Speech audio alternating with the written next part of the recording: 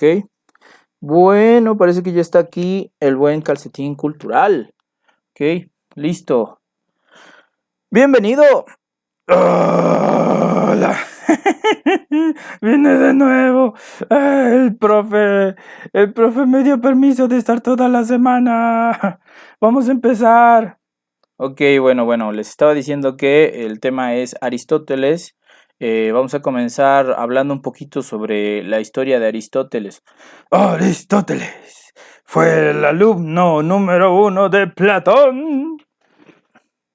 Aristóteles fue el primer filósofo que comenzó a sistematizar.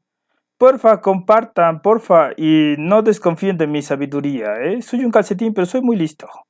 Ok. Aristóteles fue el primer filósofo que comenzó a sistematizar el conocimiento. Tenía una frase que lo distanciaba de Platón, que fue su maestro. Aristóteles solía decir: Platón es mi amigo. Soy amigo de Platón, pero soy más amigo de la verdad. Y por eso, pues, desarrolló su propia filosofía. Entre todos los filósofos que existieron, Aristóteles fue el principal de todos los filósofos de la historia. Es como el mejor del mejor, el más del más. Es el gran filósofo de la Edad Media, cuyas ideas duraron más de 1000 años. ¿No hay dudas? ¿Había aquí más público antes de que yo llegara? Profe, creo que me odian. Bueno, tesis, tal vez sí te odian. No lo sé.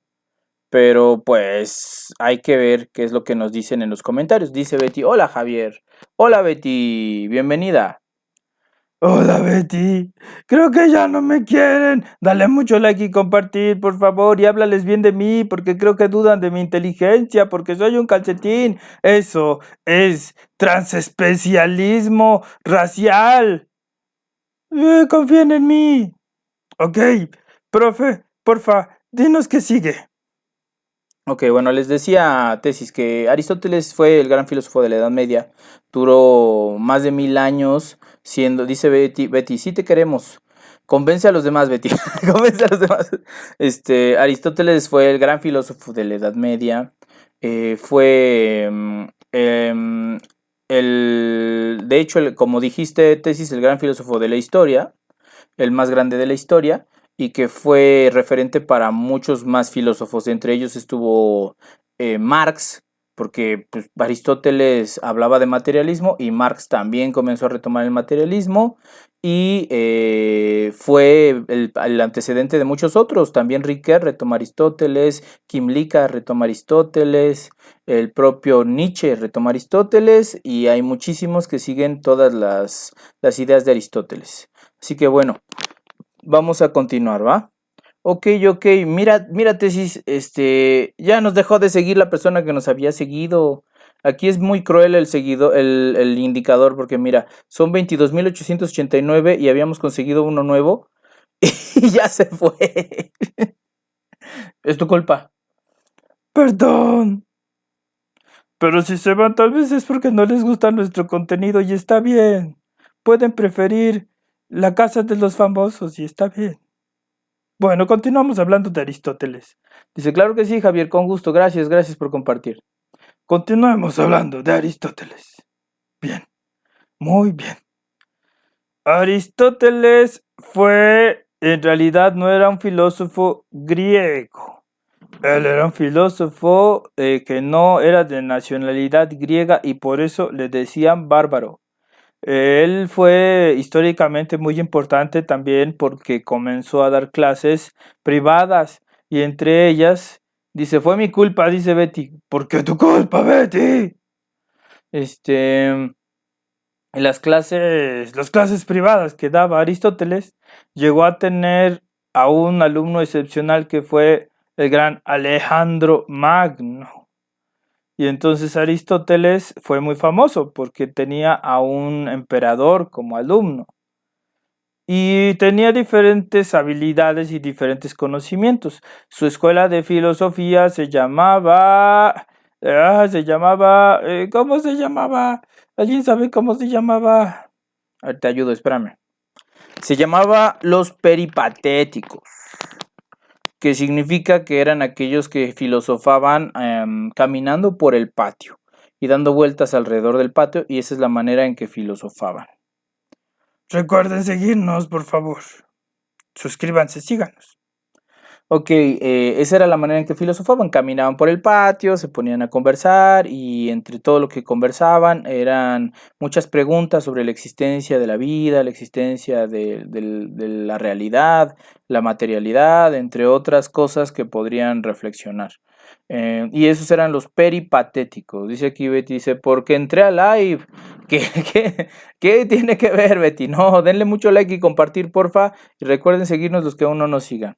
Bien, entonces Tesis, por favor, ya nos contaste un poquito de su historia de vida, ya nos contaste un poquito de quién fue su maestro. Ahora sí, cuéntanos, por favor, ¿qué te parece sobre sus obras principales?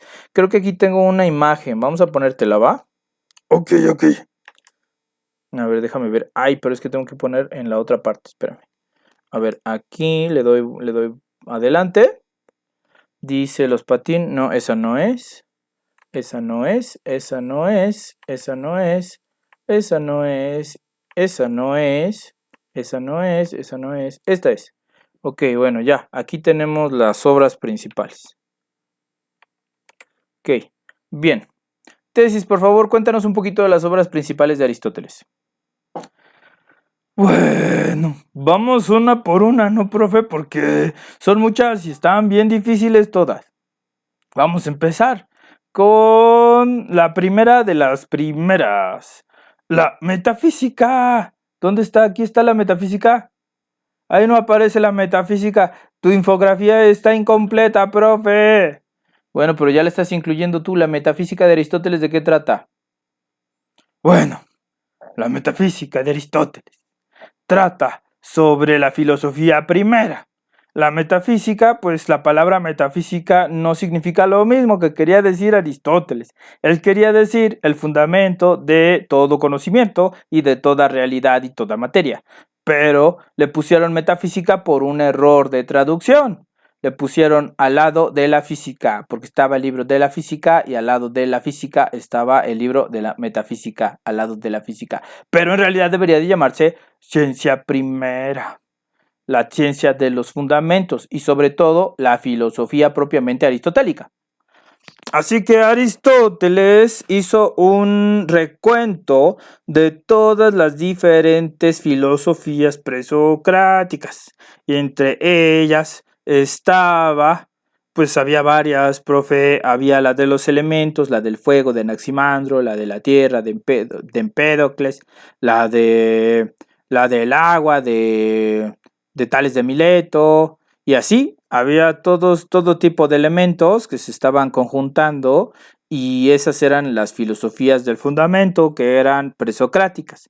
Y él también habló sobre los pitagóricos, sobre el nous, que es el fundamento racional de la realidad, sobre el arjé, que es el fundamento de la realidad que es primero y que antes de todo lo demás, y hablaba de muchos filósofos previos a los filósofos que conocemos como los grandes filósofos griegos, es decir, Sócrates, Platón y Aristóteles. Entonces, en la metafísica, lo primero que hablan es cuál es el fundamento de la realidad y después cuáles son las leyes de esa realidad, que resulta ser las mismas leyes que en la lógica, pero todavía no vamos a ese libro. Primero, vamos a terminar de hablar de la metafísica. Después de eso, Aristóteles va a plantear su propia idea de la realidad, que tiene una mecánica de, digamos, 3 premisas: principios, medios y fines. Los fines son aquellas cosas que se desarrollan y que se llevan a cabo. Los medios son las conexiones que permiten que las cosas se realicen. Y los principios son las bases para cualquier movimiento. Y lo mismo va a andar trabajando en la lógica. ¿Qué tal, profe? ¿Todo bien? A ver, dame chance un poquito, voy a ampliar esto. Dice, muy interesante, dice Betty, la ciencia primera. Cualquiera que tenga comentarios, póngalos aquí, los leemos sin problema y preguntas también, ¿eh? Y síganos, porfa, porque perdimos un seguidor que nos acababa de seguir. Bueno, entonces, les decía, En el caso de la metafísica, mi querido Tesis, la metafísica es el libro más importante de Aristóteles porque es el libro, primero, que nos demuestra qué era lo que se pensaba antes de Aristóteles, segundo, porque nos sistematiza cuáles son los fundamentos de la realidad y porque lo sintetiza en un solo fundamento propio que nos da mucha luz sobre a dónde nos dirigimos, qué hacemos y funda también varias disciplinas filosóficas, funda la metafísica y funda también la ontología, que es el estudio del ser. ¿Ok? Bueno, vamos a otra obra. Si te parece, Tesis, a ver qué otra obra podemos estudiar. ¿Cuál quisieras continuar? Para no encasillarnos en lo mismo, antes de la lógica, me gustaría hablar de la ética a Nicómaco. Aquí se puede ver en el dibujito aquí abajo. La ética a Nicómaco era una ética que Aristóteles escribió para su hijo. Recordemos, ¿qué es la ética? ¡Ay! Se me fue la boca chueca, se me fue chueca. ¿Qué es la ética? La ética es la única filosofía práctica. Es decir, toda la filosofía es contemplativa y reflexiva, es de pensamiento, pero la ética es para la vida, para la acción y para la parte práctica y material de la vida. Entonces, son normas de vida para poder guiarte. Y lo que va a estar tratando sobre todo Aristóteles en esta ética es cómo guiar los deseos, cómo orientar los deseos, cuáles son los deseos más verdaderos, cuál es la mejor forma de ser feliz, y así va a estar planteando diferentes cosas importantes para él dentro de este libro. Él nos va a decir que para guiar la vida necesitamos aclarar el alma y también estar de acuerdo con la naturaleza del alma. Cada quien tiene su propia naturaleza según Aristóteles y el alma de cada quien tiene su propia forma de ser. Entonces, si tú quieres estar feliz, estar tranquilo y estar en paz, necesitas tener tu alma alineada con tu naturaleza y hacer las cosas que realmente te gustan hacer. Y no solo las que te gustan hacer, sino también saber guiar tus decisiones, sobre todo en cuestión de los deseos. Entonces, también es una filosofía de los principios, medios y fines. Hay principios de la ética, medios de la ética y fines de la ética. Y dice aquí Betty, dice, Tesis, ¿ya viste los videos de Profesor Crack en los que habla de ética en YouTube? ¿Me estás diciendo que yo no sé nada de ética? ¿Es lo que me estás diciendo? ¿Por qué eres así conmigo? Dice aquí Alebrije, y por eso decía que ética Nicómaco no se sabía si era hacia su hijo o hacia su sobrino. Bueno, lo importante ahí es que es hacia un ser querido. Dice, porque era muy sarcástico. Bueno, Aristóteles más que sarcástico era un poquito, le podríamos llamar sardónico, que es como demasiado brusco para decir sus verdades. Dice, y hacía la burla de que sus hijos no eran sus hijos según Platón. Bueno, esto tiene más que ver con la idea de que Aristóteles era maestro. Entonces, al ser maestro, era como si tuviera muchos hijos. Y de hecho, según la historia que se cuenta, Aristóteles no trataba diferente a sus hijos que a sus alumnos y caminaba con todos juntos y revueltos por el patio y les enseñaba a todos juntos y revueltos sin tener predilección por sus hijos. Dice aquí, y algo así entendí de la clase muy vaga del bacho. Algo así entendí de la clase muy vaga del bacho. Ok, está bien, gracias por compartir, Alebrije. Muchas gracias por compartir y te invitamos a seguirnos porque nos desiguió alguien y de ayer para hoy nos desiguieron 4 personas. Dice aquí, ok, bueno, vamos a continuar. ¿Por qué es importante que la filosofía de Aristóteles es de principios, medios y fines? Bueno, se sabe que la filosofía de Aristóteles es principalmente una filosofía basada en el término medio. Dice Betty, jaja, no, nada que ver, me gusta cómo estás explicando. Ok, Betty, gracias. El término medio Según Aristóteles, la parte más importante de la lógica y también de la realidad y también de la experiencia era el término medio. El término medio conectaba, ay, gracias Gus por seguirnos, abrazo, te voy a mandar un beso.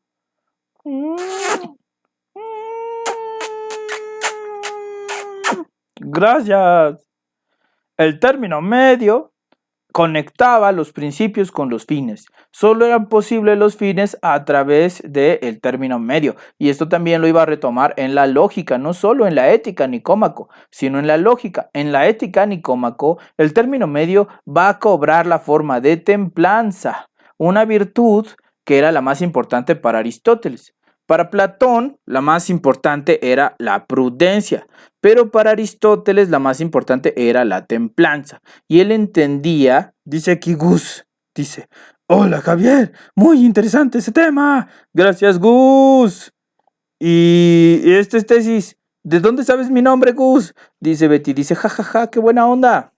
Ok, bueno. Entonces, el término medio en la ética nicómaco va a cobrar la forma de templanza, del equilibrio del alma, y era lo más importante para Aristóteles, la mejor virtud, la que provenía de la mesura de los deseos. Entonces, era el equivalente a la salud. Así que gracias al término medio, según Aristóteles, se podía llevar una vida feliz. Es decir, tú quieres riquezas, pero normalmente lo que buscas va más allá de las riquezas. Quieres demasiadas riquezas. Demasiadas riquezas. Y de querer demasiado es malo para tu alma. ¿Por qué? No por una cuestión moral, sino porque el exceso siempre daña el equilibrio del cuerpo y de la mente. Y querer demasiado poco, es decir, ser pobre, tener deseos de pobre, también es malo para tu alma, porque nunca vas a ser alguien que tenga recursos para poder decidir y hacer y ser libre. Así que lo más importante para ser feliz es ser mesurado, templado en el alma, elegir y aprender a elegir para no irte por el camino equivocado. Y eso es el sentido de la felicidad. Ahorita les pongo un ejemplo, voy a leer los comentarios. Dice, jajaja, qué buena onda. Eso lo dijo Betty. Y Gus dice, perdón, profesor Crack, me encontraba estudiando, pero vi en WhatsApp el link y me uní un rato. Ay, tú me tienes en WhatsApp, Gus. Qué bueno, Gus. Gracias por unirte un rato. Qué bien, felicidad. Gracias. Dice Betty, es como hacer balance de lo que se usa y lo que se hace. Dice Betty, ja.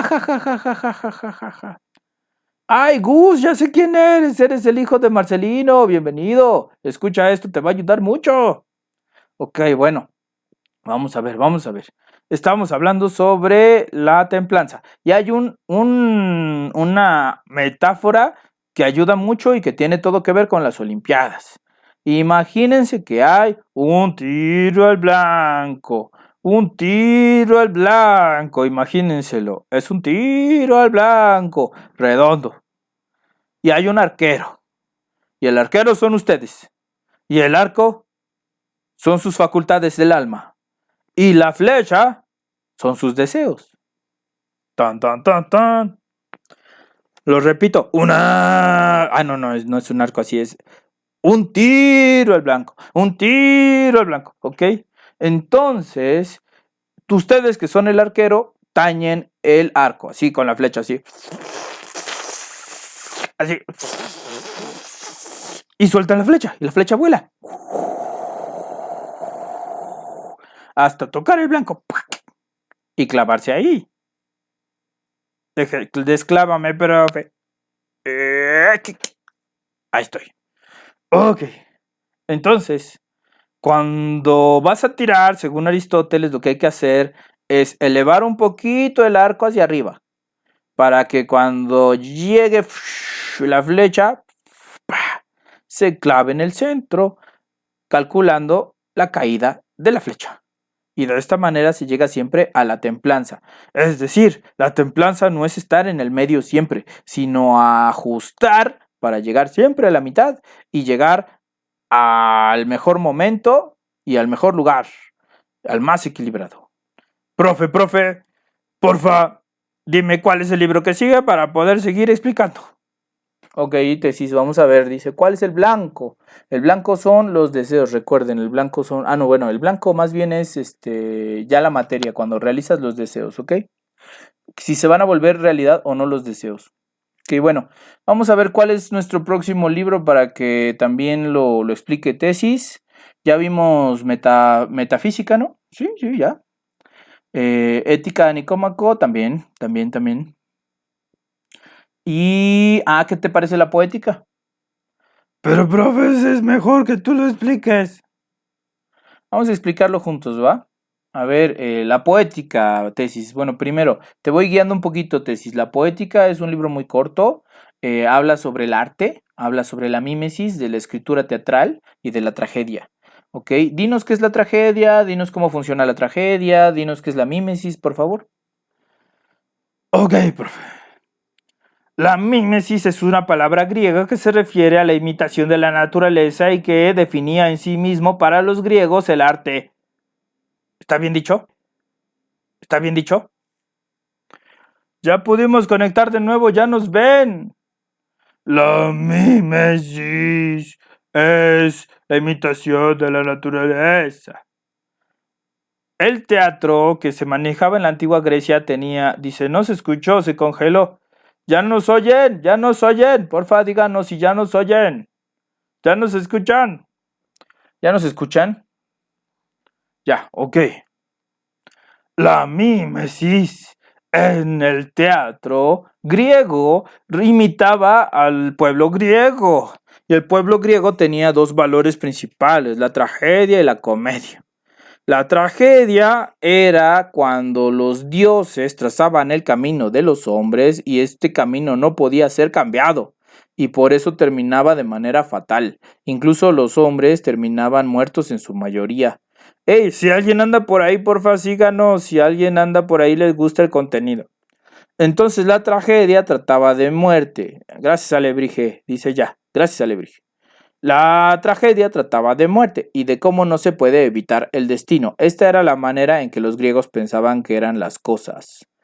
Y la comedia trataba de quitarle la seriedad a las cosas y se burlaba mucho de personajes principalmente públicos y políticos. Aristófanes, Aristófanes, ¿cómo se llamaba? ¿Te acuerdas? El de las 12 comedias o el de las... ¿Te acuerdas, profe? Ay, déjame ver. Era el de la nube, ¿no? Sí, era Aristófanes, ¿no? Bueno, se burlaban de diferentes personas públicas de Grecia. Dice aquí Betty. Esperemos que pronto se reanude la transmisión. Ya se reanudó, según me dijeron. Entonces, la comedia y la tragedia eran el teatro en sí mismo, pero la poética, según recuerdo lo que dijiste, profe, solamente trata de la tragedia. Porque de hecho, en el tiempo de Aristóteles todavía no era tan común la comedia. ¿Por qué no era tan común la comedia, profe? ¿Nos ilustras? Bueno, lo que pasa es que la comedia, según Nietzsche, es en realidad la degradación de la tragedia. Es decir, que cuando ya no es tan poderoso el Dios, cuando ya no es tan grave lo que ocurre, entonces comenzamos. Dice Diego Pa. Buenas noches, profe. Buenas noches, Diego. Entonces la tragedia fue anterior al auge de la comedia y la comedia representó la caída de la tragedia según Nietzsche. Entonces la seriedad, la severidad, lo heroico pierde y desaparece poco a poco y resurge la comedia y por eso también en la poética de Aristóteles no se habla de comedia porque finalmente, sí se habla pero poquito, pero se trata más la tragedia porque era un arte mucho mayor la tragedia, porque representaba los valores griegos. Ok, háblanos un poquito de cómo era el teatro, así como arquitectónicamente, por favor, tesis, en los tiempos de los griegos. Bueno, era como un anfiteatro, es decir, era como el Coliseo. Se hacía un edificio muy grande donde cabían muchas personas y tenía una forma de herradura. pero también tenía el escenario. El escenario tenía diferentes niveles y compartimentos y tramoyas que se armaban y se unían en el momento para que las obras pudieran ocurrir. Ay, gracias Diego por compartir tanto. También te daré un beso. Bueno, entonces, el teatro tenía un andamiaje que se hacía en el momento. Y esto incluía grúas, poleas, telones y también camerinos o espacios donde pudieran hacerse cambios de ropa y también diferentes mecanismos que pudieran servir para mover ¿cómo se llama? La escenografía o también podrían servir para mover algunas estatuas, personajes hechos de madera y otros mecanismos. Ya existían máquinas en ese entonces, no demasiado complejas, pero ya existían máquinas y se armaban esas máquinas que tenían diferentes formas como de grúas y también poleas. De ahí surge la gran frase de Deus ex machina, que es donde el final de las obras mal escritas llegaba Dios y lo arreglaba todo. Lo interpretaba un actor y lo que hacían era con la grúa levantar al actor así, como a mí, miren así. Y lo solucionaba todo y después ya se lo llevaban otra vez con la grúa. Y esa es la manera en que resolvían los problemas de narrativa dentro del teatro. Entonces, el teatro tuvo varios cambios arquitectónicos a lo largo de todo el auge de los griegos. En algún momento se trató de un lugar al aire libre, en otro momento se trató, como les dije, de un lugar como un anfiteatro, como un coliseo, y en otros momentos se trató de adaptaciones que se hacían a edificios. También había teatro callejero, también en Grecia, con diferentes monólogos y diferentes expresiones. Entonces, esto era más o menos cómo funcionaba. Pero el teatro en sí mismo en Grecia fue el paradigma del mejor teatro en cuanto a su diseño, porque tenía de hecho hasta 3 niveles de telones, que es lo que hoy se maneja. Hay incluso 6 niveles de telones que se llegaron a usar en algunos teatros griegos. Profe, creo que no les interesa lo antropológico. Bueno, tesis, es que vinieron por filosofía, pero bueno, vamos a continuar un poquito y ahorita ya retomas filosofía, ¿va? Porque como no te sabes la política, diré la poética de Aristóteles, por eso es que estás sufriendo. Ahorita vamos a una obra que sí manejes, ¿va? A la lógica, pofa. Está bien, tesis. Vamos a la lógica. ¿Ok?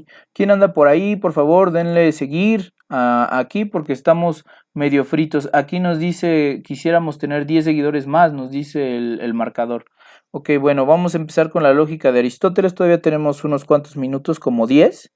Y vamos a aprovecharlos. A ver, ¿qué nos puedes decir de la lógica? ¿A poco sí sabes mucho de lógica? Claro que sé de lógica, profe. El libro de Aristóteles de la lógica no se llama la lógica, se llama el órganon. El órganon. Y se refiere al el órganon, significa el instrumento, y se refiere a que la lógica es una herramienta.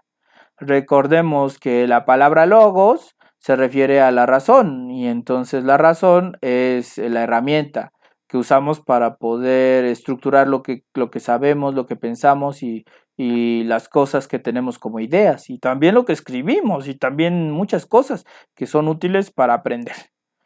Entonces eso es el libro de la lógica. A ver, te voy a hacer preguntas a ver si realmente sabes lógica, tesis. Dice Betty, las personas también hacían como que veían y que se hacía y qué se hacía en el teatro. ¿Te refieres a que si era como transparente todo el escenario? No, sí estaba todo oculto, no se veía tal cual, por eso se mantenía toda la magia. Pero también había casos en los que se hacía a propósito que se viera todo el chanchullo para que fuera más gracioso en la parte cómica. Ok, bueno, entonces, tesis, te voy a hacer unas preguntas a ver si sabes de lógica. ¿Aceptas? Ni modo, profe, acepto. Ok, vamos a ver si sabes de lógica. ¿Puedes decirnos qué te parece? ¿Qué es ¿qué es un silogismo? Profe, me la pones fácil. Un silogismo es una forma lógica que se utilizaba en la antigüedad para comprobar que una cosa tenía coherencia. En la lógica aristotélica, el silogismo tiene principalmente tres premisas: primera, segunda y tercera. Y ya lo había dicho, profe, hasta ni me pones atención, porque yo te expliqué que esos tres momentos aparecen en la ética, aparecen en la metafísica y aparecen en otras obras, como la lógica. Entonces, el primer momento, la premisa principal, nos plantea cuáles son los personajes de los que se hablan. El término medio es el segundo momento donde se conectan las ideas de estos personajes con sus conclusiones y sus fines. Y el tercer término es la conclusión, donde sabemos finalmente cuál fue el resultado de nuestro argumento lógico. Vamos a ver, vamos a ver. ¿Cuáles son los comentarios, profe? Las personas también hacen, no dice Gus, dice un razonamiento, ¿no? Muy bien, Gus, muy bien. Un razonamiento es el conjunto de premisas que llega a una conclusión a través de diferentes grados de congruencia, donde las premisas se interrelacionan entre ellas y pueden avanzar poco a poco eslabonadas hacia la conclusión. Muy bien, eso es un razonamiento, una lista de premisas que nos explica cómo es el proceso lógico de algo. Vamos a poner un ejemplo para ver si funciona. Veamos. El silogismo por antonomasia, el silogismo más importante de la historia, dice: Sócrates es hombre. Primera premisa. Segunda premisa: todos los hombres son mortales.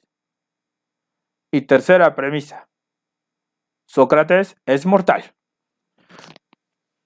Al proceso en el cual se llega a una conclusión en lógica se llama inferencia, y de esta manera podemos llegar de una premisa a otra premisa, de varias premisas a una conclusión.